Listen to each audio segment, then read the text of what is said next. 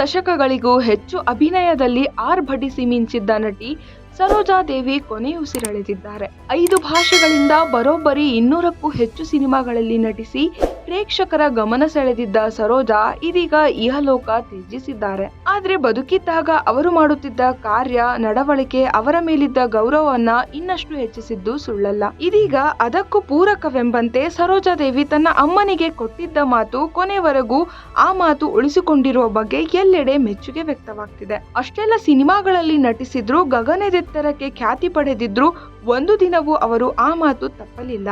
ಮೂಲತಃ ಬೆಂಗಳೂರಿನವರಾಗಿದ್ದ ಸರೋಜಾ ತನ್ನ ತಂದೆಯ ಪ್ರೋತ್ಸಾಹದಿಂದ ನಟನೆಗೆ ಬರಲು ಸಿದ್ಧರಾಗ್ತಾರೆ. ಆದ್ರೆ ಅವರ ತಾಯಿ ಮಾತ್ರ ಸಿನಿಮಾ ರಂಗಕ್ಕೆ ಪ್ರವೇಶಿಸಬೇಕಾದ್ರೆ ಕೆಲವು ನಿಯಮಗಳನ್ನ ಪಾಲಿಸಬೇಕು ಅಂತ ಆಜ್ಞೆ ಕೊಡ್ತಾರೆ. ಅದರಂತೆ ಯಾವ ಸಿನಿಮಾದಲ್ಲೂ ತೋಳಿಲ್ಲದ ಬ್ಲೌಸ್, ಈಜು ಉಡುಗೆಯನ್ನ ತೊಡಬಾರದು ಅಂತ ಅವರ ಅಮ್ಮ ಹೇಳ್ತಾರಂತೆ.